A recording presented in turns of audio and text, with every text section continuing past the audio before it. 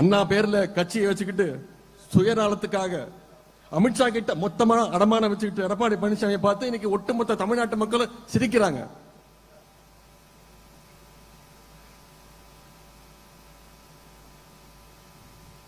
அதே மாதிரி 3 நாளைக்கு முன்னாடி திரு எடப்பாடி பழனிசாமி அவர்கள் அவருடைய பிரச்சாரத்தில் பேசுறாரு.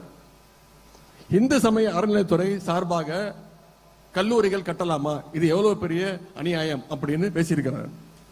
கோவில் நிதியில ஏழை எளிய பிள்ளைகள் படிக்க கல்லூரி தொடங்கினா திரு எடப்பாடி பழனிசாமி அவர்களுக்கு ஏன் கோபம் வருது?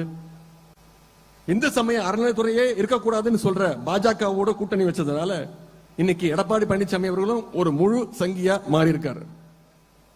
இன்னைக்கு அவருடைய பேச்சுக்கு மக்கள் மத்தியில மிகப்பெரிய எதிர்ப்பு வந்ததுனால நான் அப்படி பேசல இப்படி பேசலன்னு மழுப்பிட்டு இருக்கிறார்.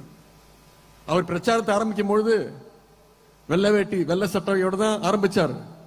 ஆனா இன்னைக்கு முழுசா காவி சாயத்தோட இருக்கிறார் திரு எடப்பாடி பழனிசாமி அவர்கள். இனிமே அதை மூடி மறைச்சு எந்த பயனும் கிடையாது. எடப்பாடி பழனிசாமி அவர்களே, நீங்க தமிழ்நாட்டுக்குள்ள பாஜகவுக்கு பாதை போட்டு கொடுக்கலாம்னு பாக்குறீங்க. உங்களை தமிழ்நாட்டு மக்கள் அதற்கு நிச்சயம் என்றைக்கும் அதற்கு அனுமதிக்க மாட்டாங்க. உங்களுடைய அந்த எண்ணத்தை கருப்பு சிவப்பு வேட்டி கட்டிய எங்களுடைய திராவிட முன்னேற்ற கழக உடன்பிறப்புகள் நிச்சயம் விடமாட்டார்கள். தமிழ்நாட்டு மக்கள் ஓரணியில் நின்று அடிமைகளையும் பாசிஸ்டுகளையும் வீழ்த்த போவது உறுதி.